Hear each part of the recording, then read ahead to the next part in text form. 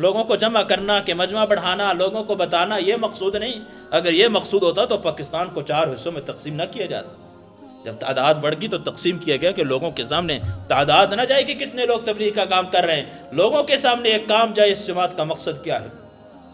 اس جماعت کا مقصد کیا ہے کہ گلی گلی جتنے پھرنے والے ہیں وہ ذاکرانہ طور پہ پھرنے والے بن جائیں، داعیانہ طور پہ پھرنے والے بن جائیں۔ ہم جس مجلس میں بیٹھے ہیں اللہ اللہ کے رسول کی بات کرنے والے بن جائیں، جس مجلس میں بیٹھے ہیں اللہ اللہ کے رسول کی بات کے بغیر ہماری وہ مجلس خالی نہ ہو۔ ہر جگہ اللہ، اس جماعت کا مقصد 100% دین کو اوپر آ جانا کہ نبی علیہ الصلوۃ والسلام صحابہ کی جو تربیت کر کے گئے دوبارہ امت کی وہ تربیت ہو جائے، اور صحابہ اس کام کو جس جگہ چھوڑ کے گئے اس سے آگے یہ کام بڑھ جائے، اور لوگوں کو اللہ کے راستے میں نکالنا مقصود ہے۔